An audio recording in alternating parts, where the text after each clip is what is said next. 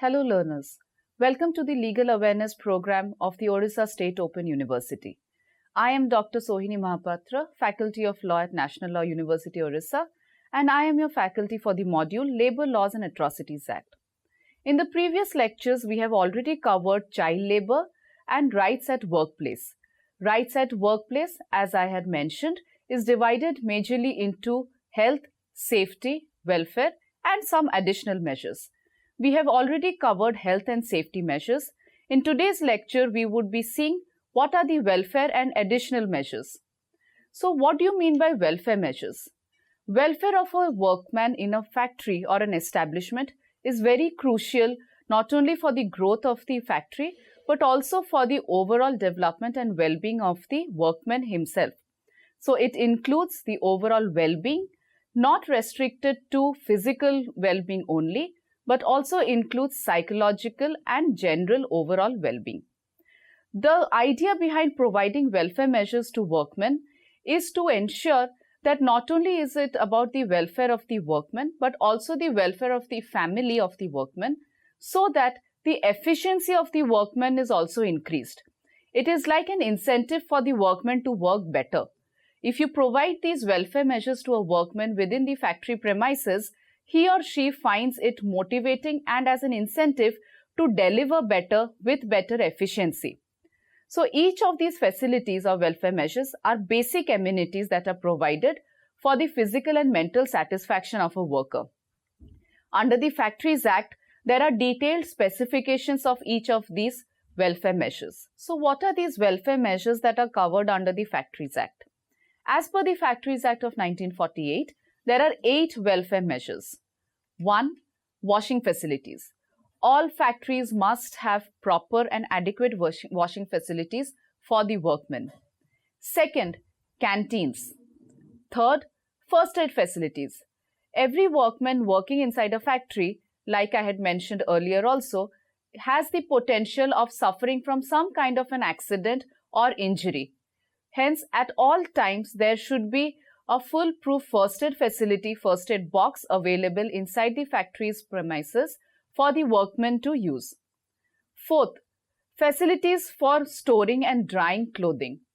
Now, it is not necessary that every workman at all times can go to and fro from the factory to his place or residential area.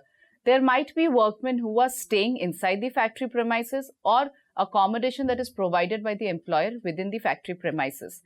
Hence, there should be adequate facilities for storing and drying of clothes. 5th, facilities for sitting. It might seem like a very frivolous or menial point, but proper facilities for sitting in order to rest by the workmen is an important welfare measure. 6th, there should be sufficient number of shelters, restrooms and lunchrooms for the factory workmen. Depending on the capacity or total number of workers in a factory, accordingly there should be in proportion the shelter rooms, lunch rooms and restrooms.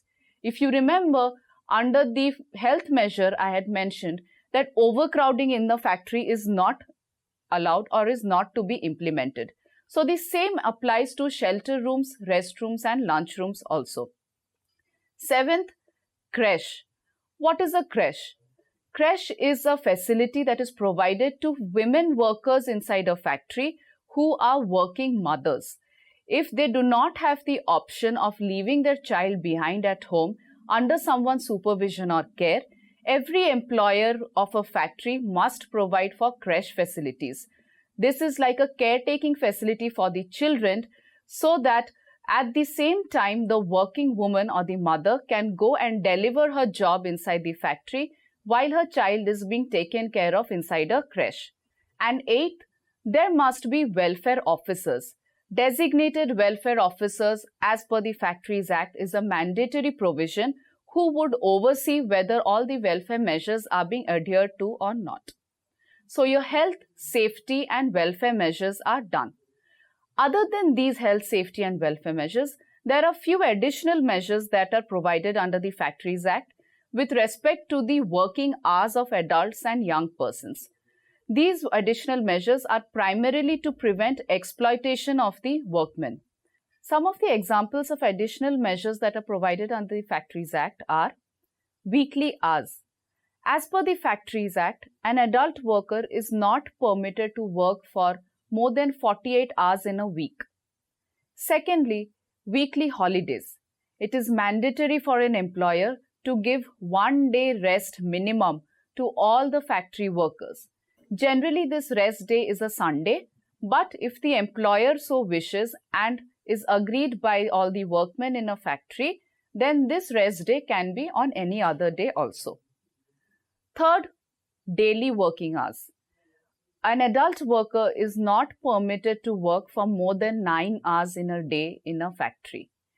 If the employer is making a workman work for more than 9 hours, then overtime wages is also an additional measure that is provided.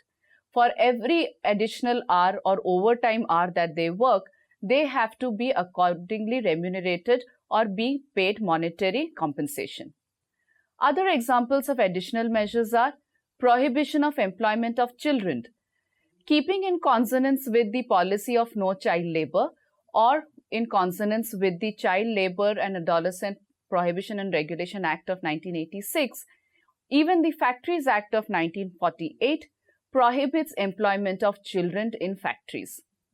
There has to be a mandatory register of adult workers, which the employer has to maintain with all details of the adult workmen who are working inside the factory.